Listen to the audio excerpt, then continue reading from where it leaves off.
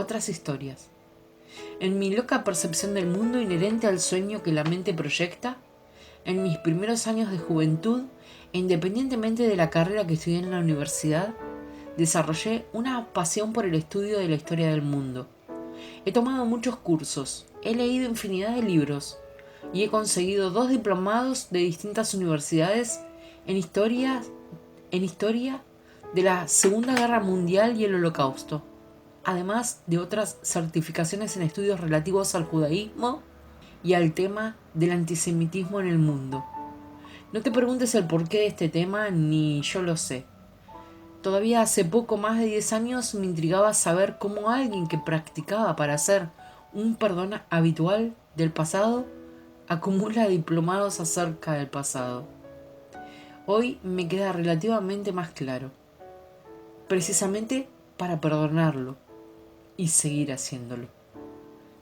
En esa oscura etapa del siglo XX, años 1939-1945, no solo podemos encontrar los horrores que son conocidos por casi todos, sino que personalmente he encontrado historias de amor profundo y real, también del verdadero perdón, del que cura a pesar de estar inmerso en un contexto tan conmocionante y alejado en el tiempo de ideas modernas de espiritualidad y de paz. Aún teniendo estas historias como ilusorias, no dejan de emocionarme hasta las lágrimas, pues encuentro en ellas la inmensa capacidad que tiene la mente de elegir al amor y soltar, de una vez por todas, el fardo inútil de un pasado tormentoso. Qué paradójico, como dije antes, que una persona como yo, que está dispuesta a perdonar el pasado, guste de los datos, las fechas, los personajes históricos. ¿Cuánto tengo que entregar al deshacimiento todavía? Espero no aburrirte al relatarlas, pues he visto mucho como la mayoría de las personas le dan la espalda a estas historias. Prefieren no voltear a observarlas porque es prerrogativa de las mentes que no perdonan. Ocultar el error para que esto no sea observado y así seguir proyectando culpa o a decir de ellos mismos porque es demasiado horrible como para oír hablar de ellas. No trato de castigar a nadie ni de reivindicar a nadie escribiendo acerca de este tema. Tampoco de tratar al martirologio como virtuosismo. Para mí cualquier tema puede y debe ser usado para el propósito del perdón. Solo trato de que se vea a este como lo que es, la llave de la felicidad, para que no se olvide qué escena esté pasando por nosotros. Siempre se puede perdonar, porque somos presencia, y la presencia y el pasado no pueden coexistir. Y esta no es solo vaga teoría.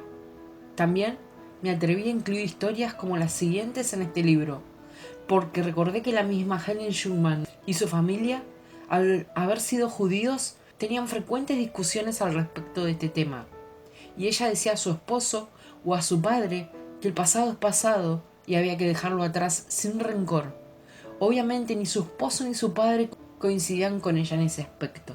El doctor Kenneth Wapnick, judío también, y ella hacían frecuentes sesiones de perdón los dos juntos, como decía Helen, para perdonar a Hitler. La niña que perdona a los nazis. Probablemente es conocida por muchos de nosotros la vida de los señores Eva Moses Kor, pues ella misma la ha relatado en muchos foros del mundo, relatando de igual manera su historia de supervivencia, de la que se conoce como la parte más oscura de la historia de la humanidad haya vivido. Por lo tanto, yo no voy a relatar su vida ni su experiencia dentro del campo de concentración de Auschwitz-Birkenau, ni siquiera de cómo consiguió salir adelante después del fin de la guerra. Solo relataré la historia del perdón verdadero que otorgó a los nazis y a su pasado en ellos, y que conmocionó a la comunidad judía del mundo y obviamente a los pocos sobrevivientes que quedan de aquella tragedia. En el año 2015 fue llevado a juicio ante un tribunal alemán Oskar Groening, de 94 años, quien fuera conocido como el contador de Auschwitz y quizás uno de los últimos nazis vivos y llevados a juicio por aquel año. Al juicio asistieron algunos sobrevivientes del campo de concentración, entre ellos la señora Eva Moses Kor, quien durante la guerra había servido junto con su hermana gemela a los infames experimentos médicos del tristemente célebre doctor Joseph Mengele, cuando ambas contaban con aproximadamente 6 años de edad. El juicio transcurrió como muchos otros de su tipo y terminó en una sentencia de solo 4 años de prisión para Groening debido a su avanzada edad. Al terminar el proceso, Eva se levantó de su silla y caminó hacia Oscar. Le dice que por su propia salud mental y de todo corazón, le perdona a él y a Mengele, a todo régimen nazi y todo su pasado en el campo. Le da la mano, lo abraza y lo besa en la frente y le pide que desmienta a los negacionistas del Holocausto. Con este gesto, ella sanó su mente y seguramente la de Groening, pero le ganó el enojo y la animadversión del resto de los sobrevivientes y sus familias. Pues no cabe duda que aunque el milagro del perdón es para todos, hay quienes pueden negarse a recibirlo, aunque en la mente que compartimos como una, ciertamente se reciba. Todo el mundo tiene derecho a los milagros, pero antes es necesaria una purificación. Texto 1, epígrafe 171. Oscar Groening no cumplió su condena. Murió poco tiempo después de terminado el juicio. Eva Moses-Kor murió en el año 2019, a la edad de 85 años. Tal parece como si ambos estuvieran esperando una absolución que deja la mente en plena paz y descanso, para cerrar el ciclo de sus cuerpos físicos y por fin abandonarlos. Cabe mencionar que su perdón, tal como el milagro lo hace, abarcó aún más. Años antes de morir, Eva Moses-Kor tomó como nieto adoptivo a un descendiente directo del que fuera el comandante del campo de concentración de Auschwitz, donde ella había estado, mientras estuvo en operaciones y quien renegó de su ascendencia nazi. Lo que debemos hacer es amarlos. Se sabe que en muchos de los campos de concentración diseminados por Europa durante la Segunda Guerra Mundial había niños prisioneros. Algunos fueron usados para servir a experimentos médicos. Otros, nada más a su llegada a un campo, iban directo a la cámara de gas y otros, los menos, fueron usados para trabajar o simplemente torturar mediante un trabajo forzado e inútil. Tal fue el caso de 2 niñas mientras duró su estancia en alguno de esos campos. No se conserva registro de sus nombres, pero para que no sean en nuestro recuerdo solamente un número más, yo les he puesto un nombre. Sin embargo, la historia es un hecho real. María y Sara tenían 12 y 8 años respectivamente. Eran hermanas y en aquella tarde gris de Polonia se encontraban a unas cuantas decenas de metros fuera de su barraca, paliando nieve para abrir una zanja en la tierra. Una helada tarde de noviembre de 1943 en un campo de trabajos forzados ubicado a las afueras de la ciudad de Cracovia. Se cree que fue el campo de trabajo forzado de Płacow, junto a un grupo de aproximadamente 20 chicos más, cuyas edades oscilaban entre los 6 y los 16 años. Realizaban ese trabajo tomando unas palas con sus entumidas y frágiles manos infantiles, cuando un vigilante alemán, que caminaba desenfadadamente cerca de los chicos, que tiritaban de frío, así nomás porque era de costumbre, disparó a uno de los pequeños del grupo, quien cayó muy convenientemente dentro de la zanja. Nadie dijo nada, como si no hubiera sucedido. Los restantes chicos siguieron cavando, y el alemán se alejó complacido de su acción. A los pocos minutos el silencio se rompió por las apagadas vocecitas de María y Sara. María preguntó cuál podría ser la forma en que esa tortura terminara. La pequeña, sensible e inteligente Sara le contestó que la única solución era amándolos. Pero si ya amamos a nuestros compañeros, nos cuidamos entre todos, compartimos la poca comida que tenemos, nos contamos cuentos antes de acostarnos y nos ayudamos en lo que podemos. Claro que los amamos, dijo María, volteando a ver sus compañeros de infortunio que trataban de cavar la tierra helada sin chistar, volteando también a ver al chico que había muerto. Entonces Sara, tan pequeña, dijo una de las declaraciones de amor y perdón jamás pronunciadas en condiciones como aquellas. No me refiero a nuestros compañeros, María, me refiero a ellos. Y levantó su bracito cansado de cavar inútilmente, señalando al alemán que se alejaba. A ellos son a los que debemos amar desde el fondo de nuestro corazón. Ellos, cuando los amamos y los dejamos entrar en nuestro corazón, no son malos. Se hacen buenos porque se hacen iguales a nosotros. Así, de esa manera, será imposible que nos duela lo que nos hacen. Es la única manera, hermana, amándolos. Se desconoce si estas niñas polacas sobrevivieron a la guerra. No existe registro de ellas en los libros que los alemanes llevaban tan minuciosamente, aunque la historia es verdadera, pues fue relatada por una cadena de televisión británica por una de las testigos presenciales varios años después de la capitulación de Alemania. Sara nos da un ejemplo maravilloso de cómo unirnos a un hermano. Nos da un ejemplo maravilloso de cómo deshacer nuestro olvido de un amor que nunca nos abandonó a nosotros, antes bien nosotros a él, como dice mi muy querido maestro y hermano y amigo José Luis Molina Millán, porque no quisimos el amor, por eso estamos aquí, en este mundo. Me pregunto, ¿qué habríamos hecho nosotros si hubiéramos estado en los pequeños zapatos de madera de Sara y deseáramos ir solamente en pos de la paz interior y de regreso al amor? Para eso, no necesitamos estar en los zapatitos de Sara. Podemos tomar cualquier decisión y usarla para amar a nuestros hermanos.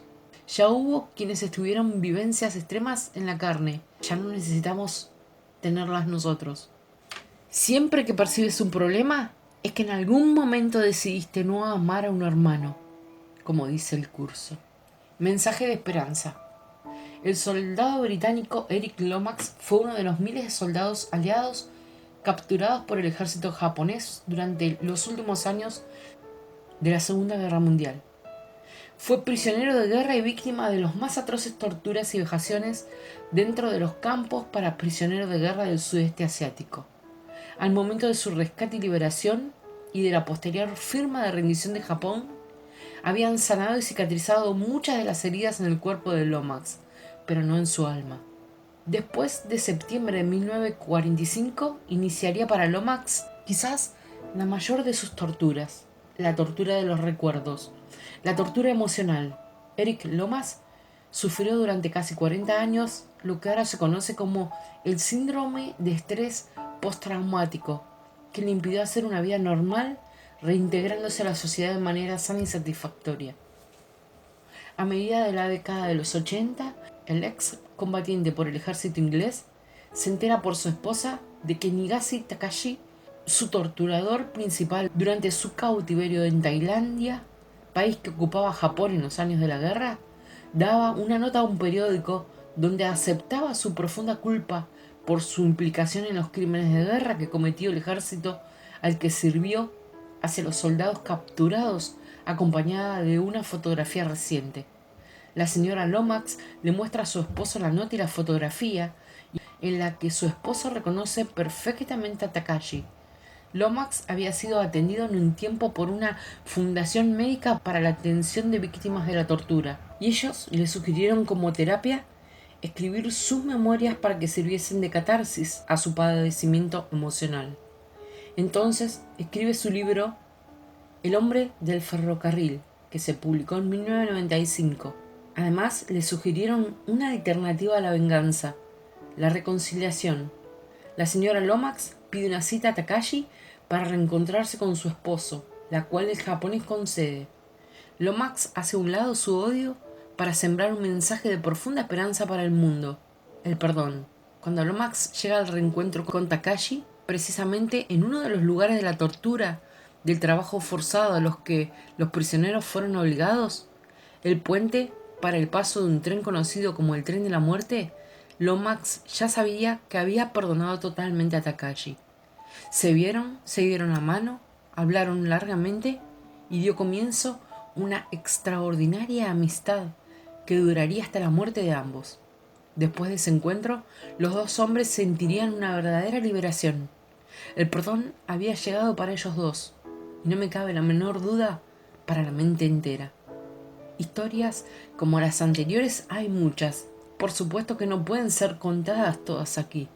Sin embargo, no quiero dejar de mencionar brevemente que gracias a que, de algún modo y en algún nivel de la conciencia, el doctor Viktor Frankl psiquiatra prisionero dentro de varios campos de concentración, tuvo que haber pedido un perdón verdadero a su paso por ellos, ya que es así como crea su técnica psicoterapéutica conocida mundialmente como logoterapia, comentada en el libro El hombre en busca de sentido. Allí menciona también que la última de las libertades que se le puede arrebatar a un hombre es precisamente la libertad de elegir cómo quiere experimentar sus circunstancias, con miedo, sin sentido, o con amor, con sentido. Y por último, sería imposible no mencionar, dentro de las historias de perdón verdadero que no tienen relación con el curso, el símbolo del holocausto por antonomasia, Ana Frank. Aunque es imposible saber qué pudo haber pensado Ana si hubiera sobrevivido a la guerra acerca de su tiempo escondida con su familia y amigos, acerca de su captura y reclusión en varios campos de concentración hasta su muerte tan solo unos días antes de la liberación de los mismos y fin de la guerra, podemos imaginarlo cuando en su diario escribe: a pesar de todo, pienso que la gente es buena de corazón, haciendo alusión a que todos, sin importar los comportamientos, somos el ser perfecto que Dios creó. Sin el perdón, esto no se puede ver, ni siquiera imaginar. El genocidio nazi no es la ilusión a perdonar. Todos los genocidios son el mismo genocidio. Todas las ilusiones son la misma ilusión. Son el símbolo de querer eliminar a Dios por no habernos tratado de manera especial. Y lo hacemos mediante el asesinato de su hijo, nuestro hermano, y que es al mismo tiempo nuestro ser, así como de todo pensamiento del que nos queremos separar. Después de mucho tiempo, sigo estudiando la historia de los acontecimientos mundiales, pero he perdonado ese pasado. Las lecturas que tuve que hacer, los cientos de documentales que tuve que ver y todos los testimonios que tuve que escuchar me hacían tener pesadillas por las noches y odiar a toda esa gente nazi que ni siquiera conocí. Ahora comprendo que toda esa gente es el aspecto atacante y odiador de mí misma cuando no deseo perdonar o unirme a un hermano, cuando prefiero el miedo en lugar del amor, el conflicto en lugar de la paz o la muerte en lugar de la vida. El perdón me ha enseñado a observar la historia desde una óptica amorosa y pacífica. Prefiero ser feliz a seguir manteniendo una pequeña y débil razón que me aprisiona en mi propio campito de concentración mental.